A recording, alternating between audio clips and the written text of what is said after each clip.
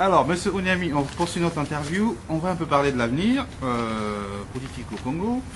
Aujourd'hui, tout le monde le sait, puisqu'on avancera vers 2016 ou 2017, la fin du mandat de M. Sassou, la problématique sur la constitution, l'état de la constitution de janvier 2002 se pose. Donc aujourd'hui au Congo, il y a deux groupes qui s'affrontent. Il y a ceux qui sont pour la modification de la constitution et ceux qui sont contre.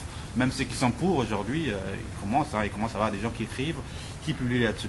Comment vous, M. Onyami, en politique, vous positionnez par rapport à cela? Est-ce que vous êtes pour ou contre le changement de la Constitution de janvier 2002?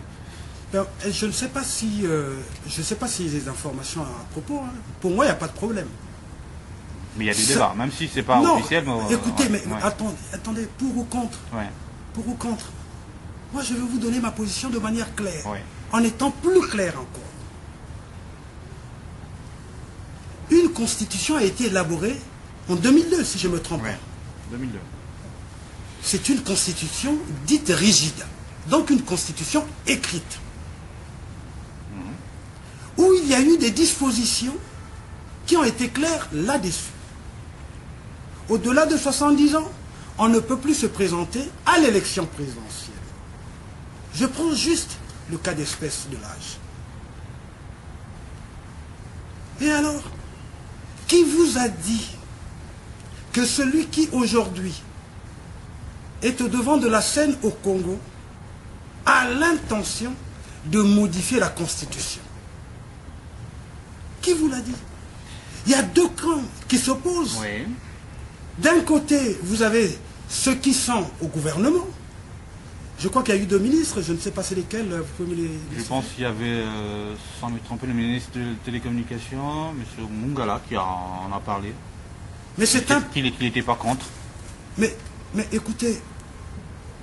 Et puis il n'y a pas longtemps, une personnalité du PCT ou une association qui est basée à Paris, passée sur une chaîne du câble, disant que voilà, pour lui, c'était... Mais moi j'attends que celui qui est aux responsabilités du Congo le dise officiellement.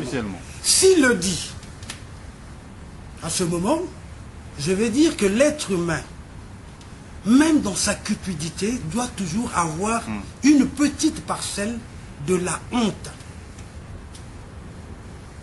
Mais je ne peux pas encore préjuger. Mais ceux qui aujourd'hui pensent qu'ils devraient rempiler, qu'ils devraient modifier la Constitution, pour moi, ceux-là sont considérés comme étant des péripatéticiens. C'est-à-dire des hommes qui, en voyant l'argent, sont capables de donner même leurs parties les plus intimes.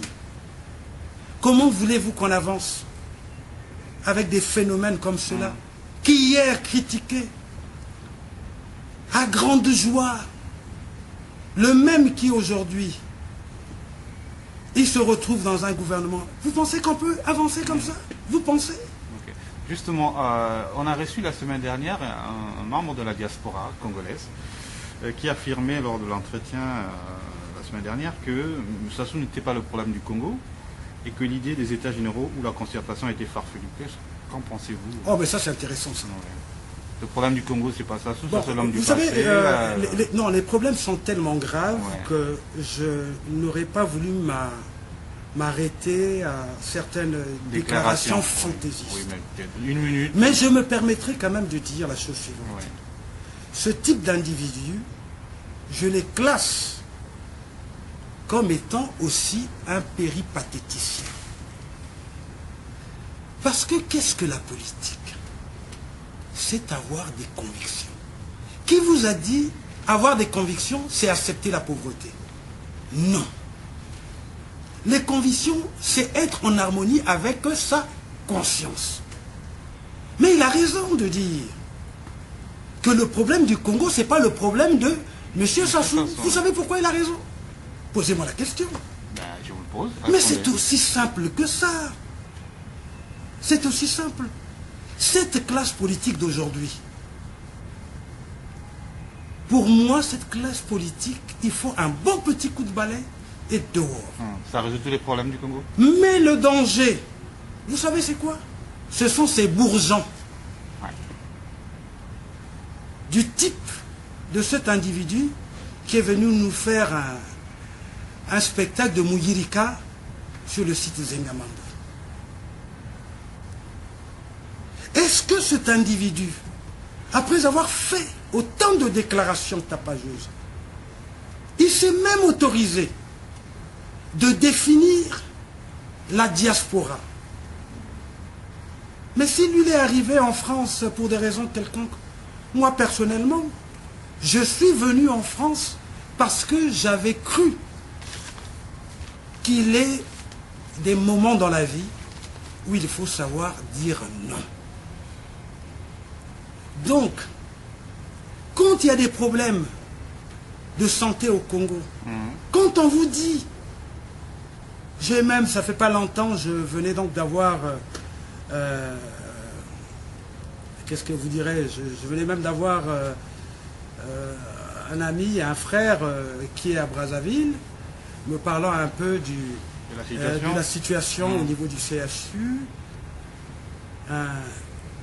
et qu'il y ait des individus comme ça qui viennent nous dire qu'il n'y a pas de problème. On a des problèmes de santé. On a des problèmes aujourd'hui avec les valeurs. Je ne sais pas si vous êtes au courant aujourd'hui. Le Congo n'a plus ses repères comme à l'époque. Je dis, il n'a qu'à garder ça pour lui. Hein? Et pour nous, le plus important aujourd'hui, on sait, le constat est clair, la situation est compliquée, les droits de l'homme ne sont pas respectés au Congo. 3 jours après, le jeune Makita Mawele a été complètement tabassé par un individu qui se prétend être le fils d'un quelconque général dont je ne citerai pas le nom par mépris. Okay. Juste en parlant du problème du Congo, il y a une actualité brûlante depuis quand même plus de 2 mois, c'est la grève dans les écoles publiques. Aujourd'hui, la situation, le système scolaire est bloqué au Congo, les enfants ne vont pas à l'école, alors qu'il y a quelque temps, le 31 décembre dernier, le président de la République, M. Sassou, a déclaré 2013 comme l'année de l'éducation. Quelle est votre réaction? Est-ce que c'est un échec? Quelle est votre réaction? Mais oui, échec ou pas échec, échec ou pas échec, ma réaction elle est claire. Entre les paroles et la pratique, mais il y a un fossé pour ces hommes-là. Pour ajouter, je ne sais pas, c'est 15 € ou 25 ou 30 € sur le salaire des enseignants, on tergiverse. Et pour donner de l'argent à des commerçants véreux le matin qui se réveillent, qui sont devant le trésor, on leur débourse 100 millions, 200, 300 millions, ça ne pose pas de problème. L'éducation, qui est le socle même du développement d'un pays, les gens ne respectent pas. Vous voulez que je dise quoi? Mais je vous dirais simplement, c'est à l'image même de cette République. Merci beaucoup, M. Wilfred Onyami, d'avoir accepté notre invitation sur le site Zengamambo. Donc on arrive au terme de cette interview. Est-ce que vous avez un message particulier adressé à tous vos compatriotes congolais, ceux de la diaspora, ceux qui sont au pays, et bien évidemment aux membres de votre parti, l'UPADES?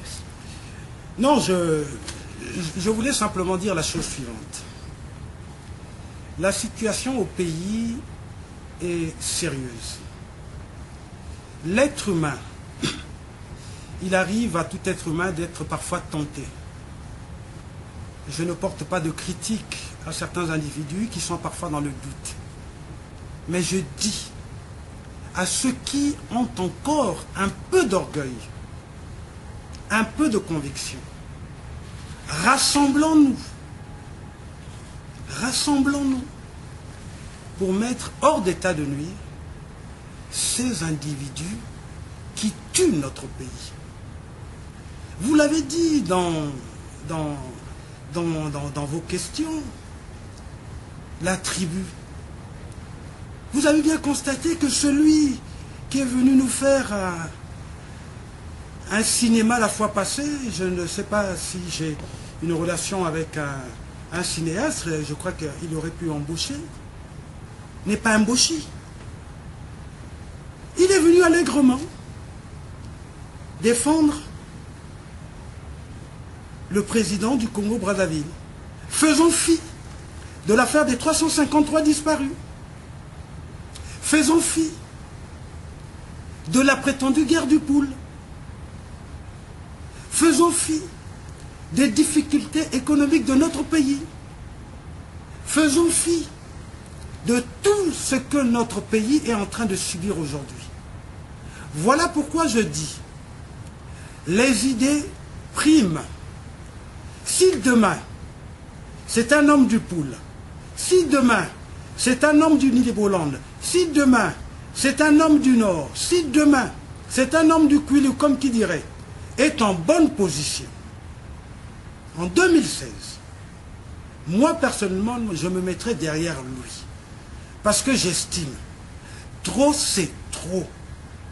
Nous faire comprendre que non, il faut être accroché à la tribu, ça ne nous apporte rien. Donc je dis au peuple congolais, il y a de ceux qui ont des convictions. Jeune, je me suis toujours mis aux antipodes, même avec mon propre géniteur. Parce que j'estime, il n'y a rien de plus beau, c'est d'être en harmonie avec sa conscience.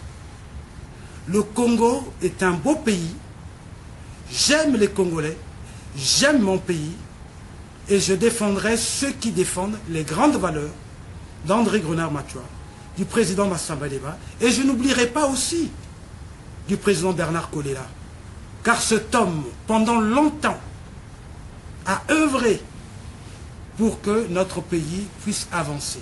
Mais malheureusement, aujourd'hui, il y a de ceux qui tribalisent le combat du président Bernard Kolela.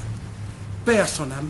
Et je voudrais aussi profiter, avant de finir, avoir une pensée tout à fait émotionnelle de celui qui a marqué ma vie pour le sens même de ses convictions.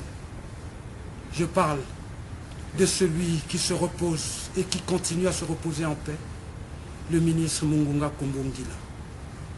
Merci. Merci à tous et à très bientôt sur le site Zengamambo.